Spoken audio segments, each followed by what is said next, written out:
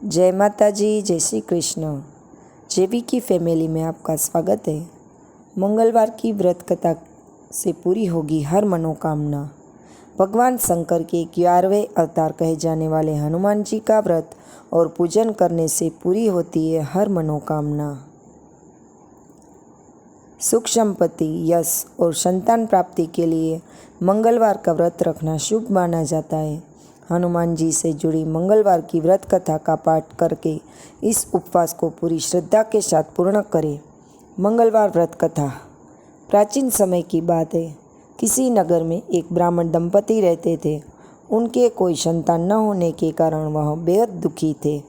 हर मंगलवार ब्राह्मण वन में हनुमान जी की पूजा के करने जाता था। वह पूजा करके बजरंगबली से एक पुत्र की कामना करता था। उनकी पत्नी भी पुत्र की प्राप्ति के लिए मंगलवार का व्रत करती थी।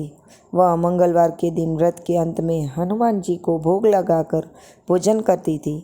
एक बार व्रत के दिन ब्राह्मणी ने भोजन नहीं बना पाया और न ही हनुमान जी को भोग लगा सकी। तब उसके प्रण किया कि अगले मंगलवार को हनुमान जी को भोग लगा कर ही भोजन करेगी। वह भूखी प्यासी 6 दिन तक पड़ी रही। मंगलवार के दिन वह बेहोश हो गई। हनुमान जी के उसकी श्रद्धा और भक्ति देखकर प्रसन्न हुए। उन्होंने आशीर्वाद स्वरूप ब्राह्मणी को एक पुत्र दिया और कहा कि यह तुम्हारी बहुत सेवा करेगा। बालक को पाकर ब्राह्मणी बहुत खुश हुई। उसने बालक का मंगल नाम रखा।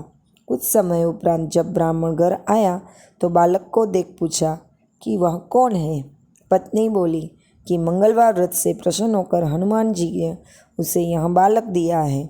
यह सुनकर ब्राह्मण को अपनी पत्नी के बात पर विश्वास नहीं हुआ। एक दिन मौका पाकर ब्राह्मण ने बालक को कुएं में गिरा दिया। घर पर लौटने पर ब्राह्मणी ने पूछा कि मंगल कहाँ है। तुम पीछे से मंगल को मुस्कुरा कर आ गया। उसे वापस देखकर ब्राह्मण चौंक गया।